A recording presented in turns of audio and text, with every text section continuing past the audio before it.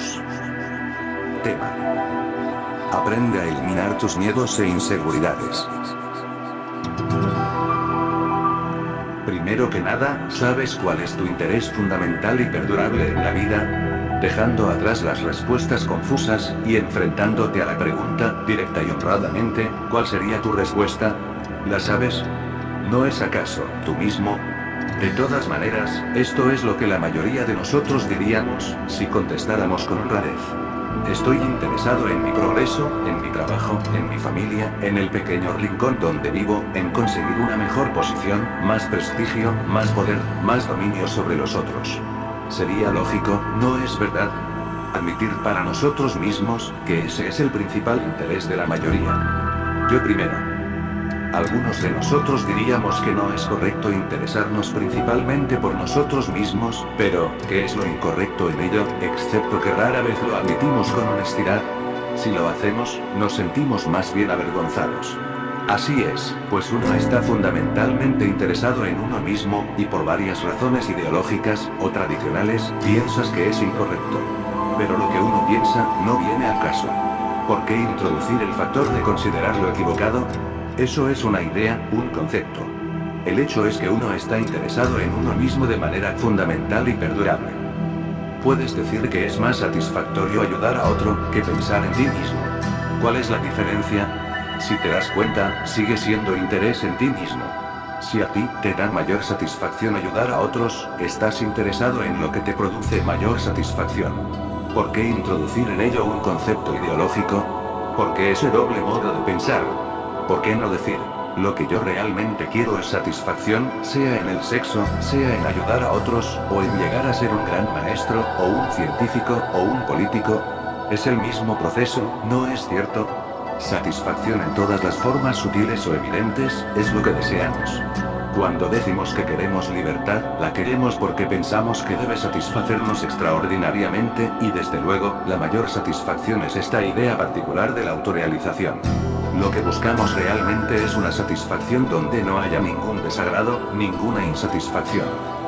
La mayoría de nosotros ansiamos la satisfacción de tener una posición en sociedad, porque tememos ser un don nadie. La sociedad está estructurada de tal modo que un ciudadano que ocupa un lugar respetable, es tratado con gran cortesía, mientras que un hombre sin posición, es maltratado. Todos en el mundo quieren una posición, ya sea en sociedad, en la familia, o sentarse a la derecha de Dios. Y esta posición, desde luego debe ser reconocida por los otros, de lo contrario, no es posición en absoluto. Hemos de ocupar siempre un sitio del estrado. En nuestro interior somos remolinos de infortunios y maldades, y por lo tanto, nos complace que externamente nos juzguen como personajes importantes. Este anhelo de posición, de prestigio, de poder, para sobresalir de algún modo en la sociedad, es un deseo de dominar a otros, y este deseo de dominar, es una forma de agresión. El religioso que busca una posición con respecto a su religiosidad, es tan agresivo como el pollo que picotea en el corral. ¿Y cuál es la causa de esta agresividad? Es el temor, el miedo. El miedo es uno de los mayores problemas en la vida. Una mente que está atrapada por el miedo, vive en confusión, en conflicto, y por lo tanto, tiene que estar violenta, distorsionada y agresiva. No se atreve a desviarse de sus propios patrones de pensamiento, lo que engendra hipocresía. Hasta que no nos liberemos del miedo, permaneceremos siempre en la oscuridad, aunque subamos a las más altas montañas, e inventemos toda clase de dioses. Como vivimos en una sociedad tan corrompida y estúpida, donde recibimos una educación caracterizada por la competencia, que engendra el miedo, estamos todos agobiados por temores de alguna especie. Y el temor, el miedo, es algo espantoso, que deforma, tuerce, y oscurece nuestros días. Ahora bien, todos estamos temerosos de algo. No hay miedos abstractos, existen siempre en relación con algo. ¿Conoces tus miedos? Miedo de perder el trabajo, de no tener suficientes alimentos, o dinero, o de lo que los vecinos o el público piensen de ti, o de no tener éxito, de perder tu posición en la sociedad, de ser despreciado o ridiculizado.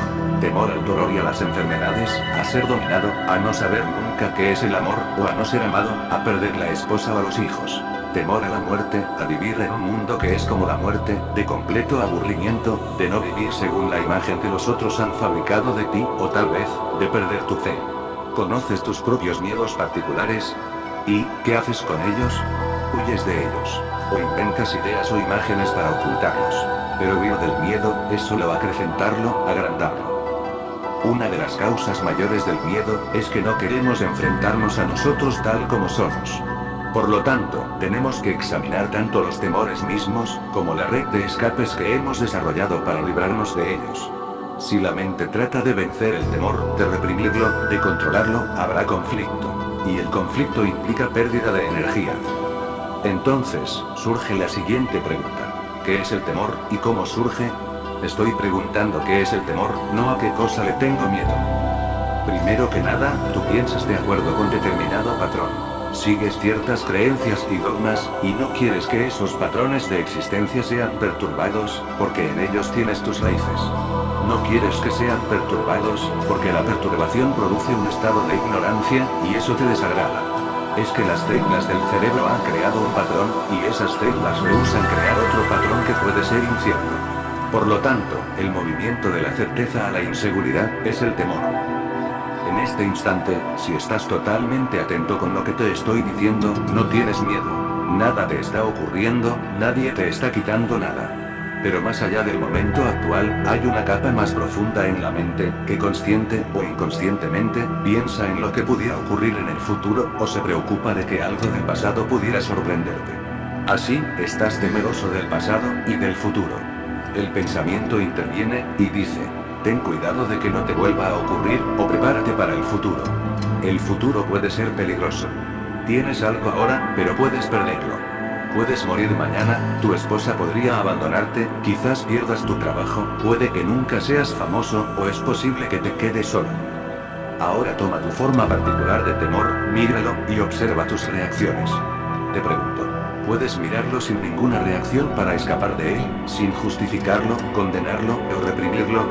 ¿Puedes mirar ese temor sin la palabra que lo causa? ¿Puedes mirar a la muerte, sin la palabra que hace surgir el temor de la muerte? ¿No es cierto que la palabra misma produce una vibración, así como la palabra amor tiene su propia vibración, su propia imagen? Y bien, ¿no es la imagen que tu mente tiene de la muerte, el recuerdo de las muchas muertes que has visto, y cómo asocia contigo mismo esos incidentes? ¿No es esa imagen la que crea el temor? ¿Es la palabra muerte la que causa tu temor, o el hecho real?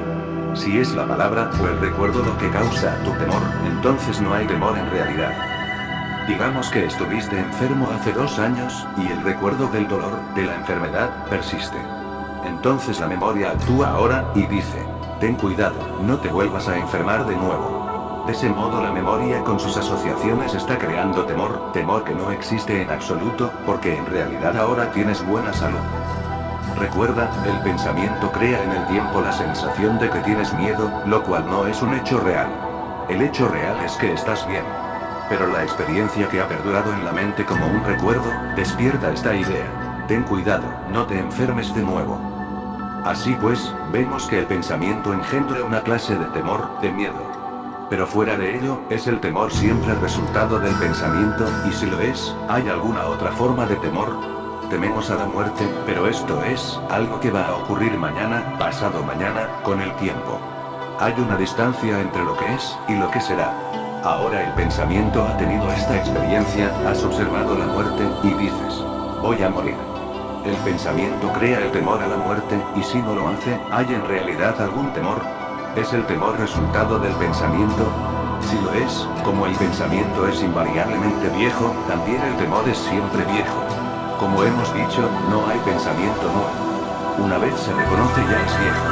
Lo que tenemos, es la repetición de lo viejo, el pensamiento de lo que ha sido, proyectándose en el futuro.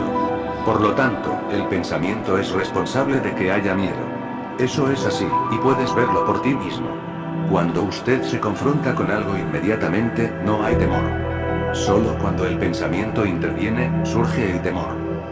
Por lo tanto, esta es nuestra pregunta ahora. ¿Es posible vivir completamente, totalmente, en el presente? Porque solo así la mente no tendrá temor. Pero para comprender esto, tienes que comprender la estructura del pensamiento, la memoria y el tiempo. Y al comprenderlo, no intelectualmente, verbalmente, sino de hecho, con tu corazón, estarás libre del miedo. Entonces la mente puede pensar sin crear el temor. El pensamiento, como la memoria, es, por supuesto, necesario para el vivir cotidiano. Es el único instrumento que tenemos para la comunicación, para los trabajos que desempeñamos, etc. El pensamiento es la respuesta de la memoria que se ha acumulado a través de la experiencia, el conocimiento, la tradición, el tiempo. Y desde este trasfondo de la memoria, reaccionamos, siendo la reacción el pensamiento. Así, pues, el pensamiento es esencial en ciertos niveles, pero cuando se proyecta psicológicamente en el futuro y en el pasado, creando temor tanto como placer, la mente se embota, se atonta, y la inacción es inevitable.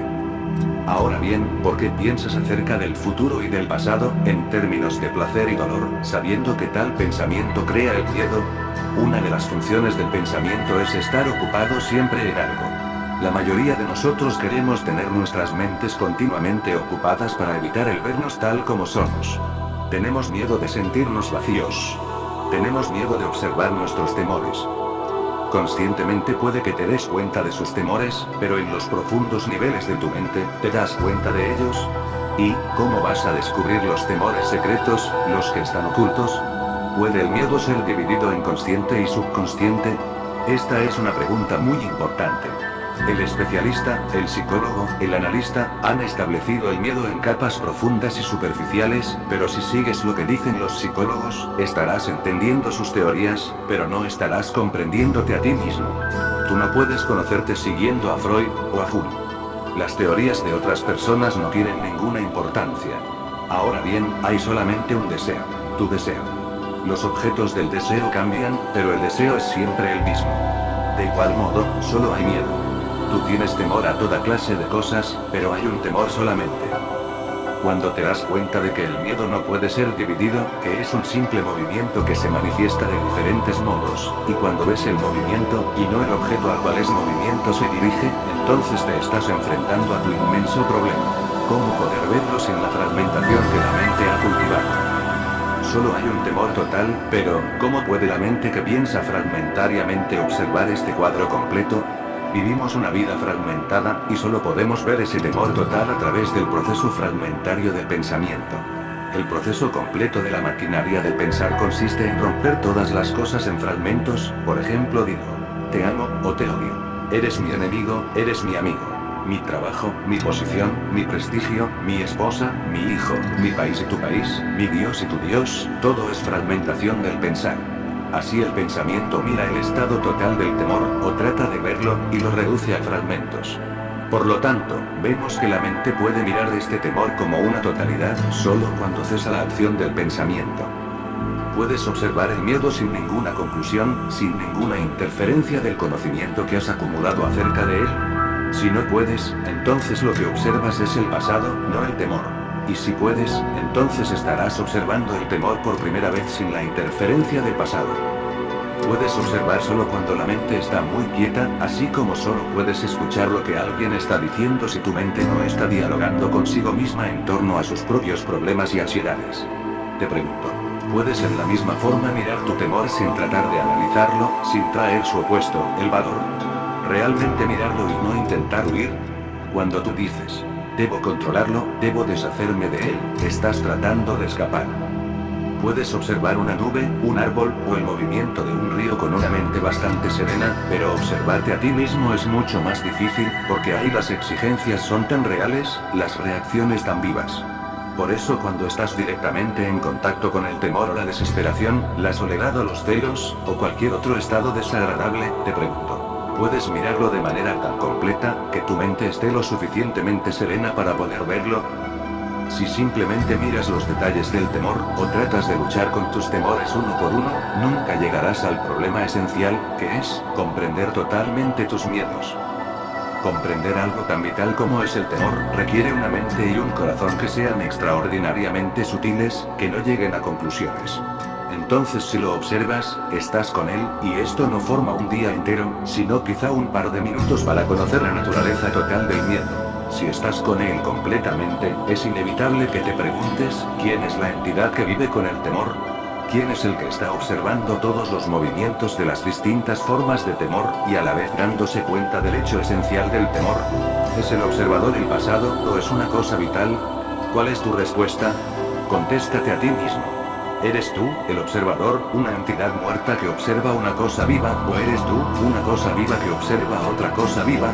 Porque en el observador existen los dos estados de observación.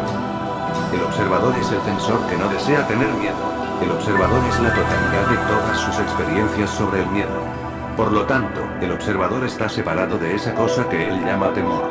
Hay un espacio entre ambos. Él siempre está tratando de vencerlo o de escapar, y de ahí esta batalla constante con el temor, esa batalla que implica tanta pérdida de energía. Mientras observas, aprendes que el observador, que tú, eres meramente un manojo de ideas y recuerdos sin ninguna validez o sustancia, pero que el temor es una realidad. Ahora bien, ¿es el observador, eres tú, algo diferente de la cosa observada, eres algo diferente que el miedo? El observador es el miedo, tú eres el temor, y cuando llegas a comprender esto, ya no disipas tus energías en el esfuerzo por liberarte del temor, y el intervalo de espacio-tiempo entre tú y lo observado, entre tú y el miedo, desaparece. Cuando ves que formas parte del temor, que no estás separado de él, que tú eres el temor, entonces no puedes hacer nada con él. Entonces el temor desaparece totalmente.